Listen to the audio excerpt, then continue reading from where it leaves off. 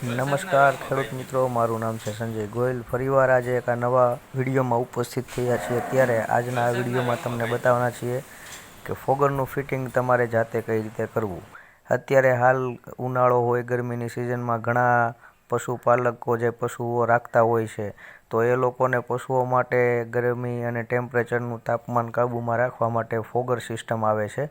એ ફોગરનું fitting આપણે અત્યારે એક ગૌશાળામાં કરેલું છે, તો એનું તમને લાઈવ આખું ફિટિંગ બતાવું છું કે તમે પોતે જાતે કઈ રીતે કરી શકો। આ બધો ફોગરનો સામાન છે, એ બધું આપણે એક પછી એક જોતા જઈએ કે કઈ રીતે ફિટ કરવું અને આખું ફોગરનું તમને ફિટિંગ બતાવીશ। આ ફોગરનું કંટ્રોલર છે અને આ ફોગર છે, એ કંટ્રોલર લાગે છે અને ત્યારબાદ એની ઉપર આ આખું એની નળી આવે છે, એ નળી એમાં ફિટ થાય છે અને ત્યારબાદ એ નળી આપણે 20 mm પાઇપની અંદર ફિટ કરશું, બરાબર છે। તો આ રીતનું આ એક ફોગર આખું જે તૈયાર થયું એમાં ત્રણ કનેક્શન ભેગા કર્યા ત્યારે આપણે એક ફોગર આખું ઊભું થયું।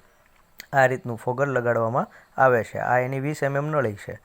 આ 20 mm નળી પ્લેન આખી આવે છે અને આપણે લાંબી કરશું। આ અત્યારે એક તબેલો છે, એ તબેલાની અંદર અહીંથી બધી જો આપણે આ રીતે પોરવી અને 20 mm લાઈન કાઢી અને પાણીના ટાંકા સુધી લઈ જઈશું અને આખો જે શેડ છે, એ શેડની અંદર આપણે આ નળી વારાફરતીવાળા બધા જે લોખંડના પોલ છે એની અંદરથી ગળકાવીને લઈ જઈએ છીએ, એટલે જ્યારે પાણી ભરાય તો એને સપોર્ટ પૂરેપૂરો મળી રહે અને વ્યવસ્થિત કામ થાય।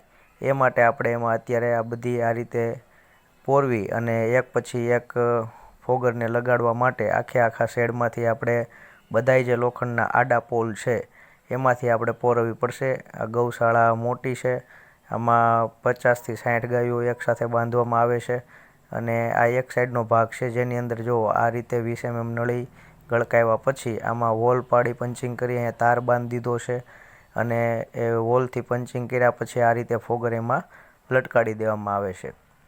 એમાં લટકાડ્યા પછી આપણે આરે તાર પણ બાંધી દઈએ છીએ। જો આ રીતે આપણે 10 ફૂટનો ગાળો છે એટલે 10 બાય 10 આ ફોગર ફિટ કર્યા છે અને આખી લાઈન હું તમને બતાવી રહ્યો છું જે આપણે આ પોલની વચ્ચેથી 20 mm લાઈન કરી અને જો આ ગાયો પણ બાંધેલી છે। 20 mm લાઈન આપણે ગળકાવી અને ત્યારબાદ તાર સાથે બાંધી પણ દીધી અને હવે આપણે આ રીતે ફોગર ધીરે ધીરે બધે 10 બાય 10 આપણે ફિટ કરી દીધા છે, એટલે કે દરેક 10 ફૂટના અંતરે આપણે આ ફોગર મૂકી દીધા છે। હવે આપણે આ ફોગરનું આખું ફિટિંગ કમ્પ્લીટ થઈ ગયું છે। 20 mmની અંદર આખી આ જે ગાયોનો તબેલો છે એની એક સાઈડના વિભાગમાં આખું આ જે ડૂમ છે એમાં જો આ સાઈડ પણ ગાયો બાંધેલી છે અને આ ડોમની અંદરમાં આ જે લંબાઈ છે એ આ ગાયોની ઉપર આપણે રાખી શકીએ એટલા માટે કમ્પ્લીટ થઈ ગયું છે। આ છે મોટર છે, વાયર છે, એનું PVC ફિટિંગ છે, આ ડીશ ફિલ્ટર છે। જો આ ડીશ ફિલ્ટરને ખોલીએ ને એટલે એની અંદર આવું હોય છે, જેવું ટપકની અંદર મોટું ડીશ ફિલ્ટર આવે છે એવું જ આ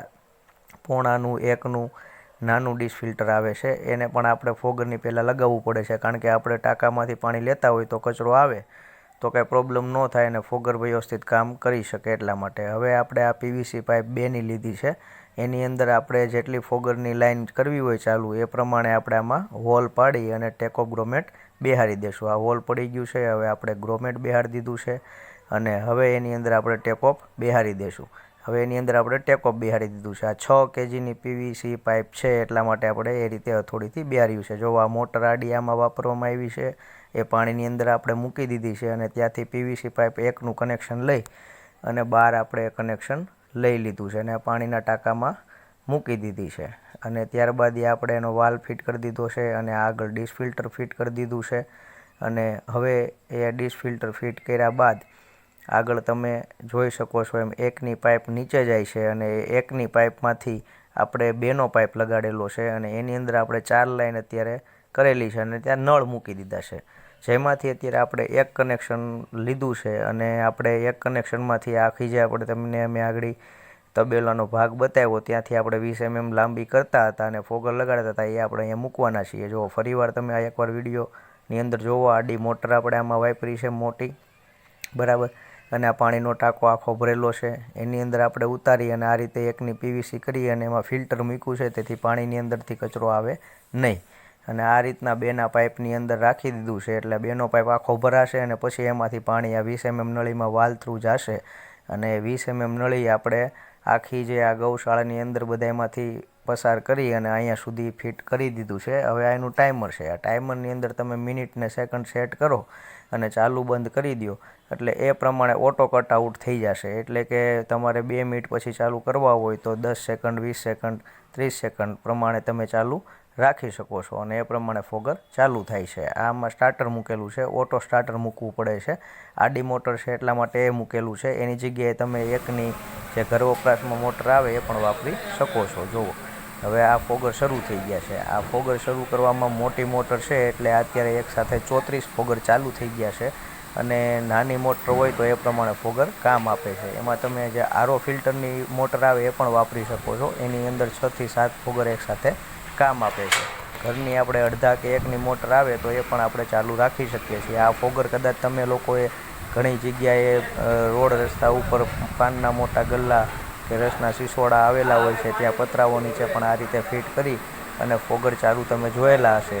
આ ફોગર આપણે ટેમ્પરેચર ડાઉન રાખવા માટે જ્યારે ઉનાળાની અંદર બધા પાનના ગલ્લાઓમાં પણ ફિટ કરાવે છે। બહાર જે છાપરા એણે ફિટ કર્યા હોય એમાં મોટી મોટી દુકાનો હોય એમાં પણ કરાવે છે, રેસ્ટોરન્ટમાં પણ કરાવે છે, સપ્તાહ ચાલુ હોય ત્યાં તમે જોયેલા હશે। અને આ રીતે જે આ ગાયો કે ભેંસોનું ટૂંકમાં રાખતા હોય તમે તો તે તબેલામાં પણ તમે આ ફોગર રાખી શકો છો અને એને વ્યવસ્થિત તમે ટેમ્પરેચર ડાઉન કરી અને ભેજને જળવાઈ રહે છે। જો આ તમે ફોગર જેવો કામ કરે છે, એકદમ ધુમ્મસ જેવું પાણી આવે છે અને એ આપણે પાણી નીચે પડે એટલે ટેમ્પરેચર ડાઉન થઈ જાય છે।